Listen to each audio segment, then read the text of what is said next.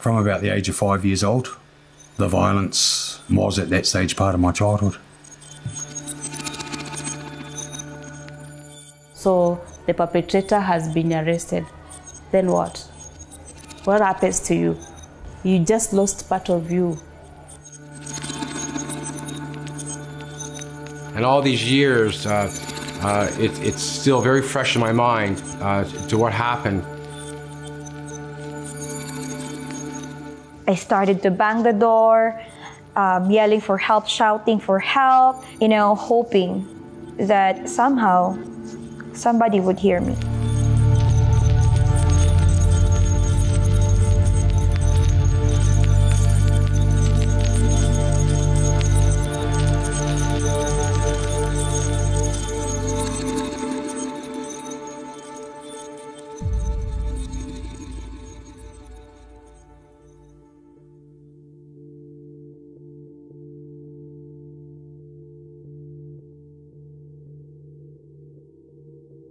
It started from a very young age of like 6 and 7 is kind of when it started. And even into my adulthood to a certain degree. One of the things he used to do to me, and again, I'm not going to be overly graphic about this, but he used to beat me. And how he used to beat me was with a phone book. And I know some people will think, well, what the hell was he using a phone book for? Well, the reason why he used a phone book, because it was heavy, and the type of bruising it would leave wouldn't be the same as being punched or kicked. And so he would hit me on certain parts of my body after he would abuse me, and just remind me that if I said anything, this would come, or worse. I was taught to shut up, not say a thing. Where I remember I had an experience, and I was living on the street at the time, and I remember this one person that I'd met over a period of time, and somehow I built up some kind of trust with him, but it ended up working out backwards, and he ended up raping me. Again, I'm not going to be too graphic what was done to me, but all I know is he beat me pretty good, is all I have to say. I didn't tell anybody, didn't say anything, and I was just lost. So that experience still sets with me very, very heavily to this day. I grew up in a village, partly in a slum area, partly in a well-off area. I was the last born in a family of 8. At around 14, 15 years old, I went through sexual violence. It was kind of violence that included sexual, physical, emotional, and I was so vulnerable at that time. I just wanted someone to care for me at that time, but then this man just took advantage of my innocence.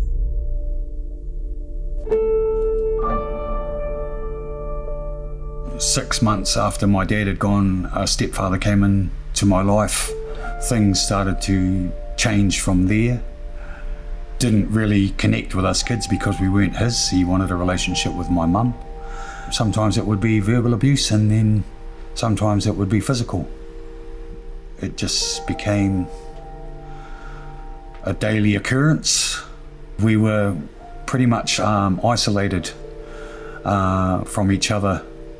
So we were in a 3-bedroom house, so my 2 sisters shared a room and I was in a room by myself. We would come home from school and go to that room and pretty much come out for a meal, then go back to your room. 10 years old, I'd started to perpetrate violence myself.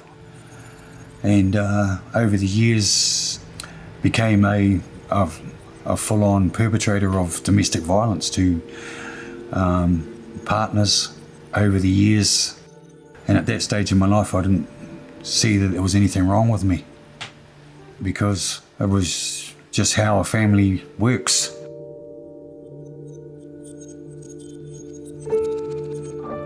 At the age of 6 to 7 years, help in the household touched the most intimate part of my body.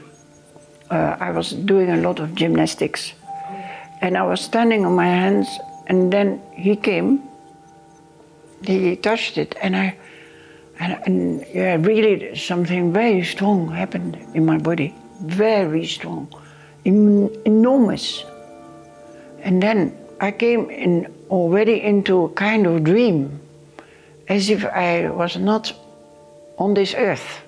I didn't tell anybody. It was only, as I wrote, at a later age, when I came to the psychiatrist, I understood by the psychiatrist what happened, because, for example, when I did gymnastics, this feeling came so strong that I couldn't do the climbing and the things in the playground, because it became too strong. And I thought everything was normal.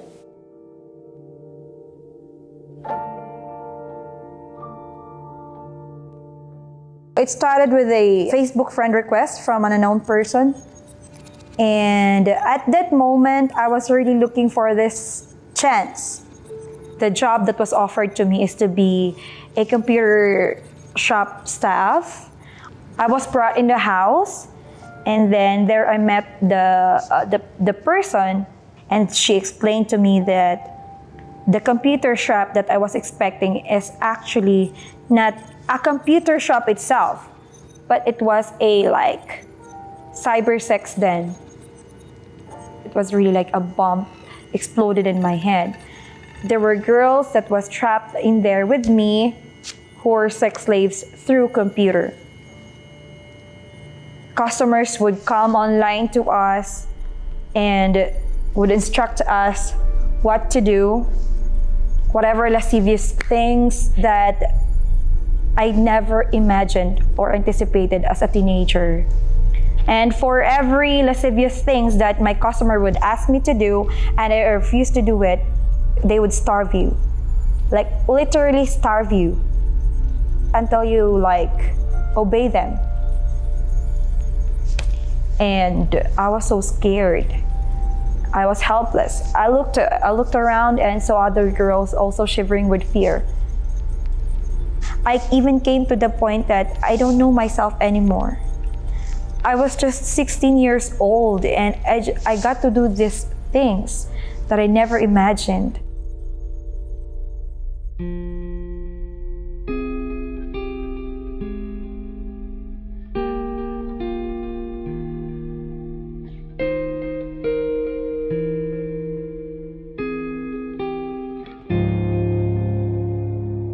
Back in my day, this sort of stuff you just didn't talk about. And really, if a male talked about it, or even if a girl talked about it, actually when I think about it, it was most likely just shoved under the carpet. Even as a child, that was imposed on me from a very young age. You know, you don't talk about your feelings, you don't show any emotion or anything like that.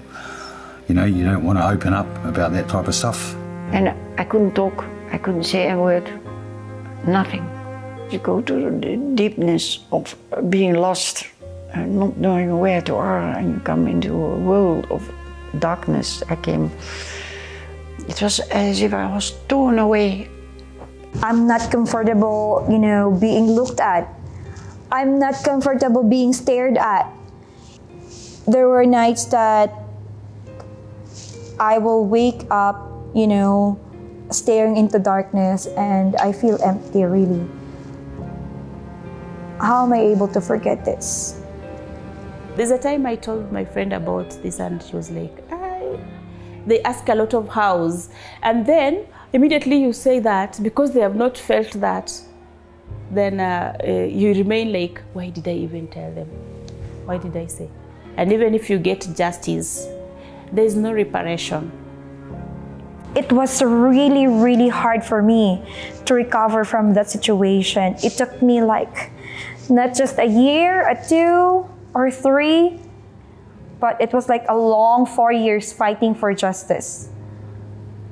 Long years of waiting to see the, justice being served. It's just, so the perpetrator has been arrested. Then what? What after that? Once you've gone through sexual violence, you're a victim and you remain to be a victim.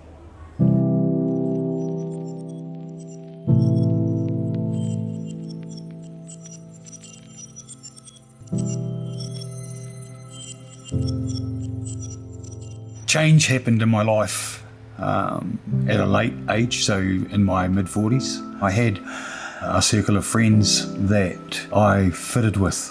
One of those friends started to make changes in his life and he started doing an anger management course.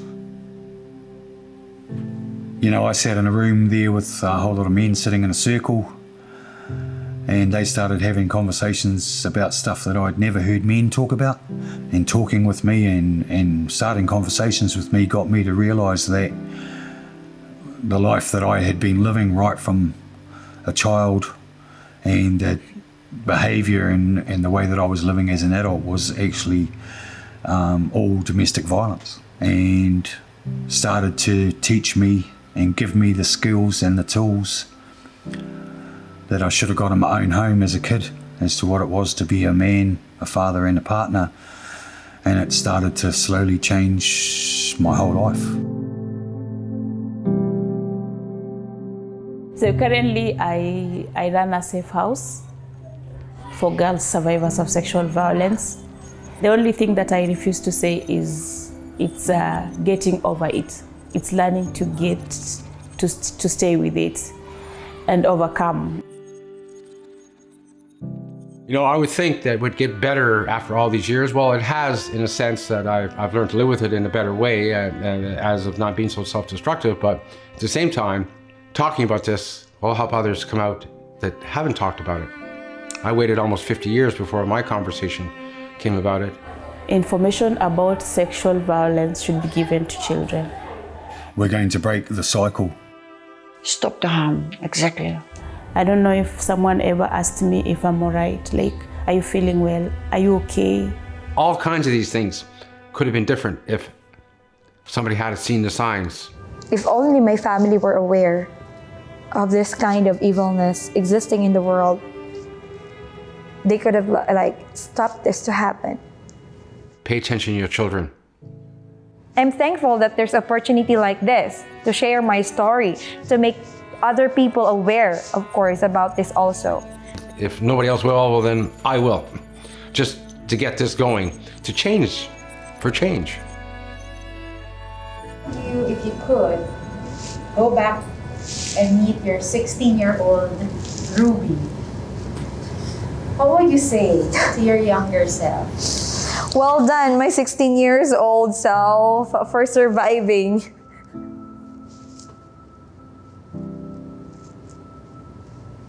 I'm so proud of you.